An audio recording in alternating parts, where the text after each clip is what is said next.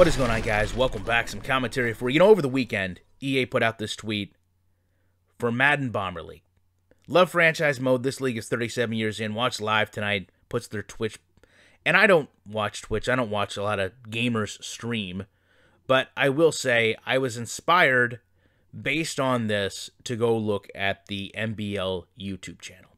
I watched about 5 or 10 minutes of this broadcast. And I quickly realized this is a different game. This is a different concept of Madden than I'm used to seeing out of the Madden competitions that we've just seen in terms of online gameplay or two players against each other.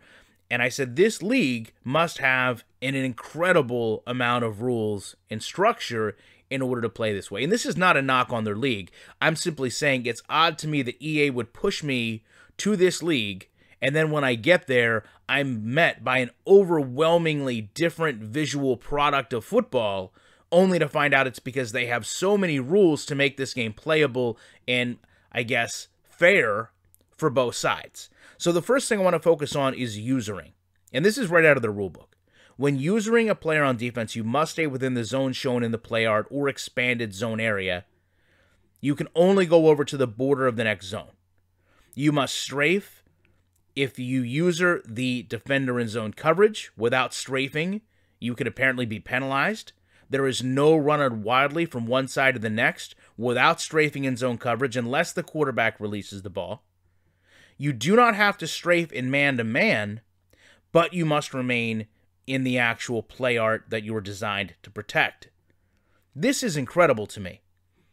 And it goes beyond that. I guess one of the biggest things is offensively, you can only run one play once per game. For quarterback rollouts, you cannot snap the ball and roll out. There has to be pressure to push you over.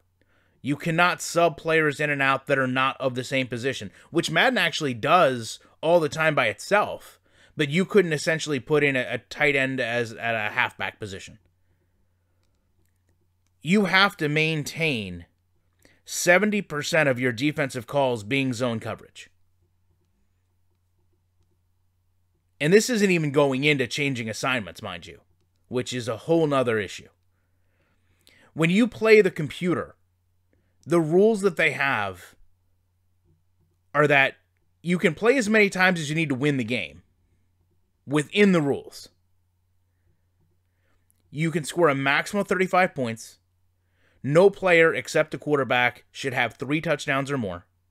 No wide receiver can have more than 7 receptions. No team can exceed 325 passing yards. No team can exceed 150 rush yards. No injuries for the competing team. This is crazy to me.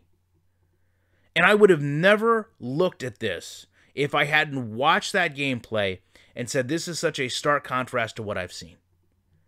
But this is what EA knows leagues have to do to make their game playable for a mass amount of people.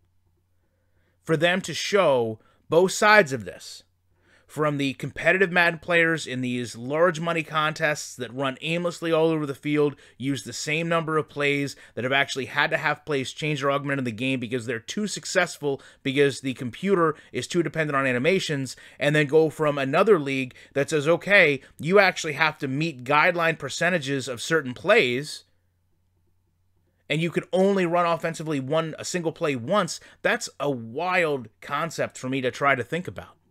But that's what EA is doing. That's how far, in my opinion, this game has fallen. Love to know your thoughts on this. Appreciate you checking out. You know I will be back in the week with more comments.